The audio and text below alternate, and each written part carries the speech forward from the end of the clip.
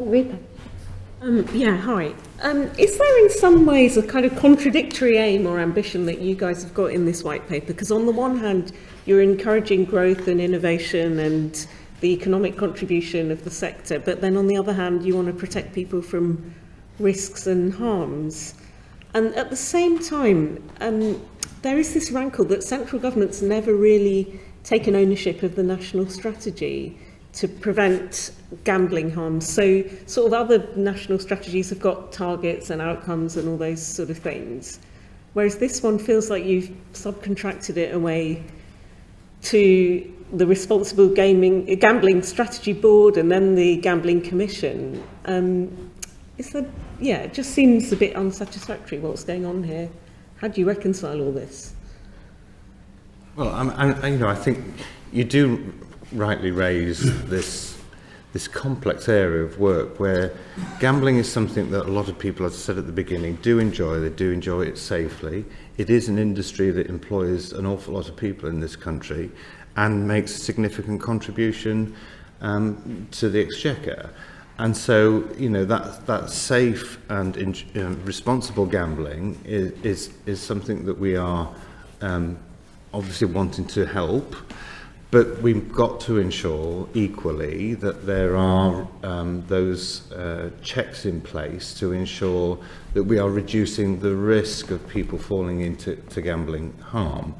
Now, at the moment, the checks there's an obligation on operators to do checks, but what we're seeing is that there's different approaches to those checks, and so it's not a very consistent field, and that's why in our proposals we will introduce that so that all of those operators will have the same approach to doing those financial risk checks and ensuring that those people that we need to identify are identified and offered the support that they may need at an earlier stage. I think it all comes back to balance. So when I think about my other hat, as Director of Sport, and the Minister is obviously Minister for Sport, and we've just launched a sport strategy which is all about getting people, we just want people to do more sport and get more active. With gambling, it is about that balance the Minister talked about.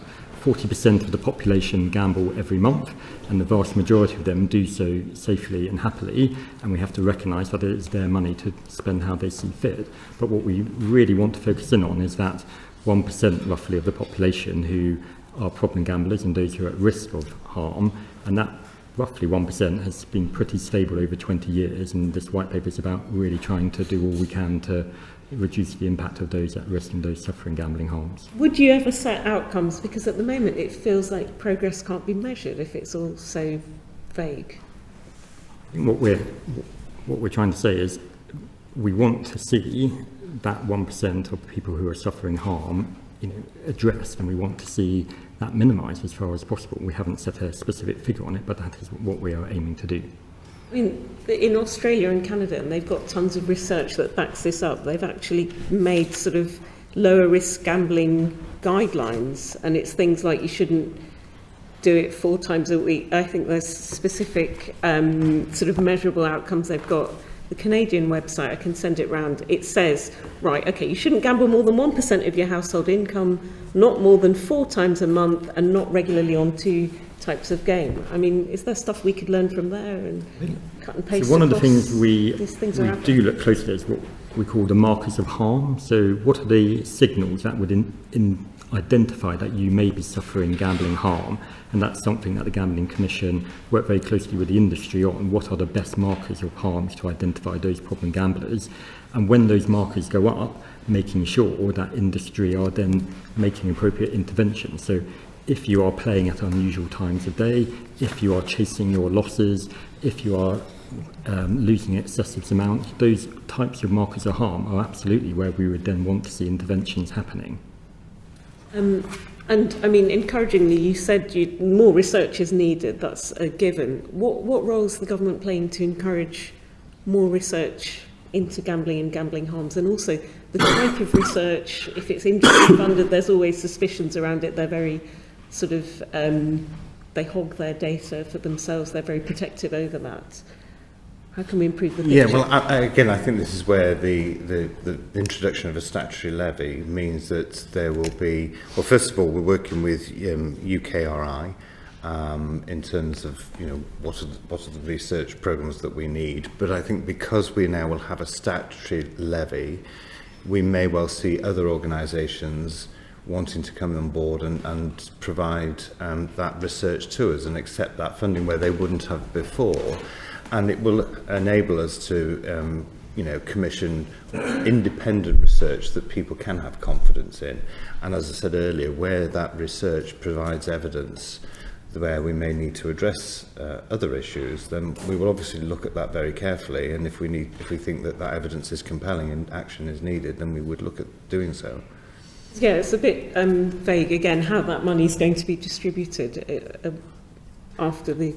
Well, because that's exactly why it will be part of the consultation. That's, we are going to ask, as part of that consultation, how that money should be distributed, what are the level of income that is needed, and so that will be very much, we will consider the responses to that consultation when we then develop how we will. But what we hope people will feel confident about is, firstly, where people were being unwilling to take money from industry, it addresses that problem. And secondly, it will give us long-term funding so that we can set in place things like longitudinal studies that are needed to really monitor this over many years to come.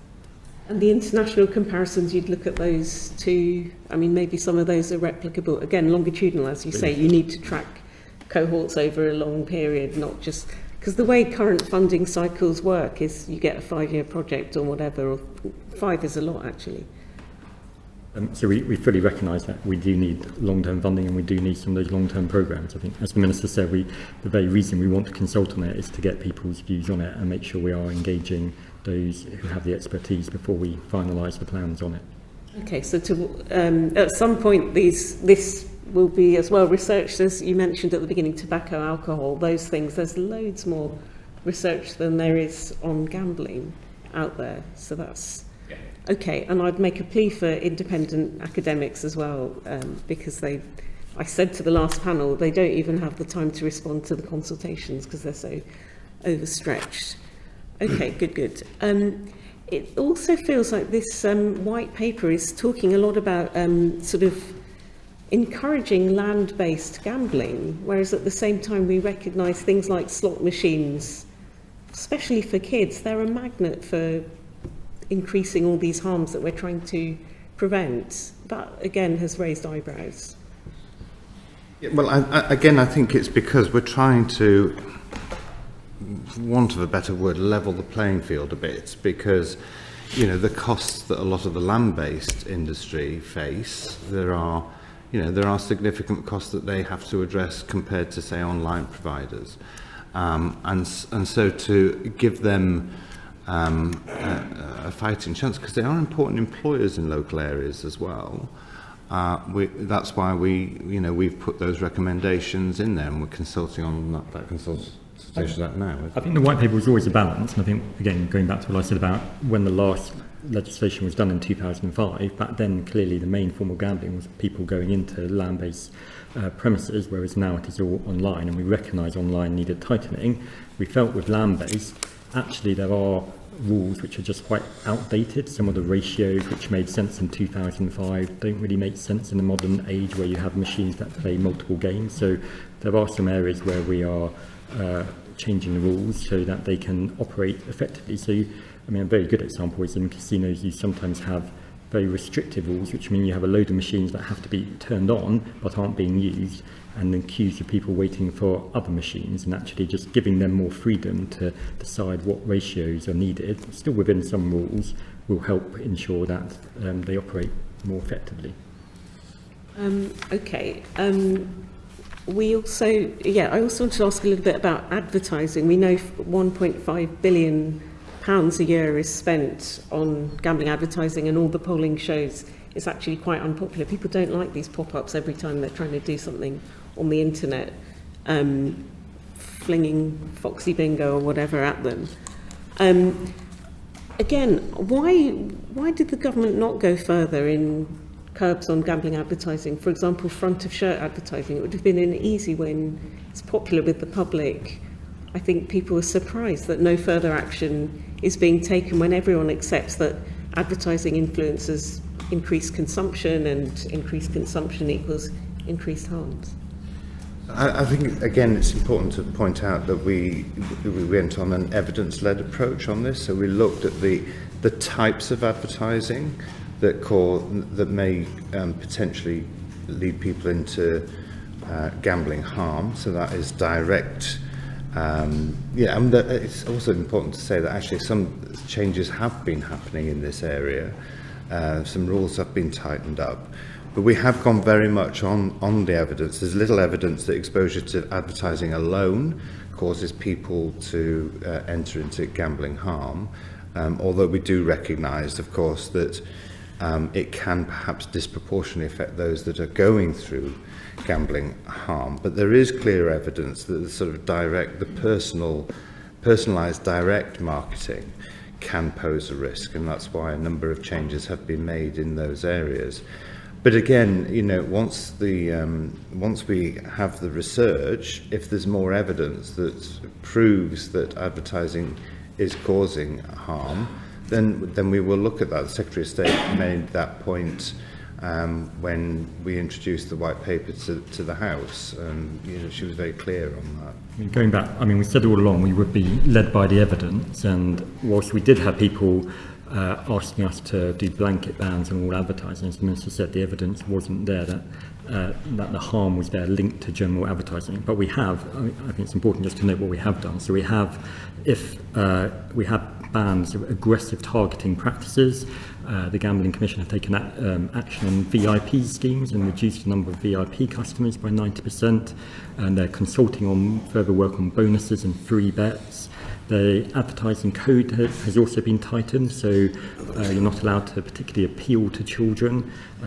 You mentioned the Premier League have taken voluntary action to remove shirt sponsorships of gambling companies at the end of the 25-26 season. 20% of gambling advertising has to be safe messaging, which is an industry commitment.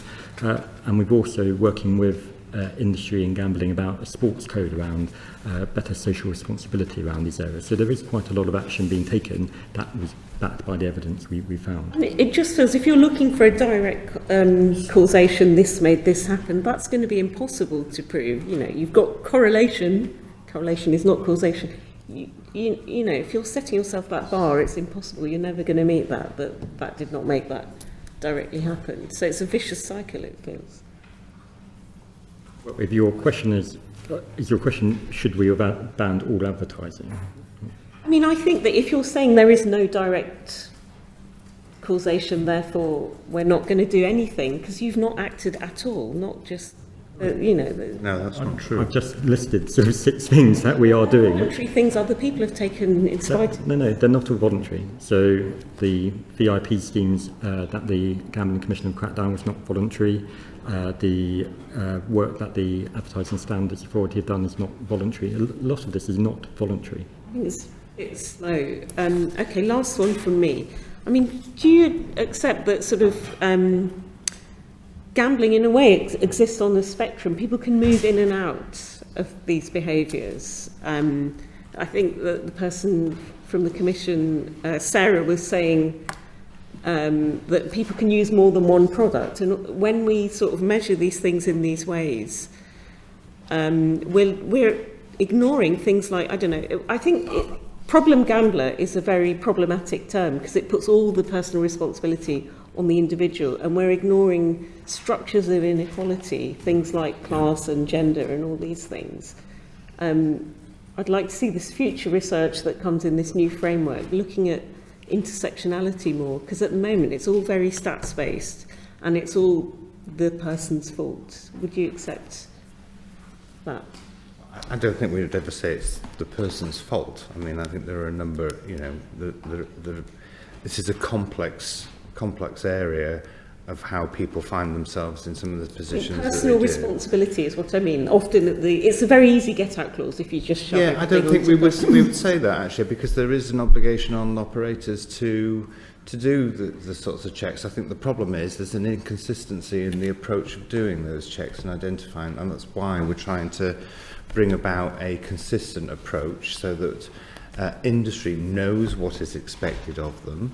That therefore we can sort of identify those people who are at danger of entering gambling harm, but at the same time allow all those people who want to carry on enjoying gambling to do so. It's their, as part of their how they wish to spend their money. Yeah, we could go on and I will end here, but just sometimes putting non-gamblers in these same statistics also conflates the picture.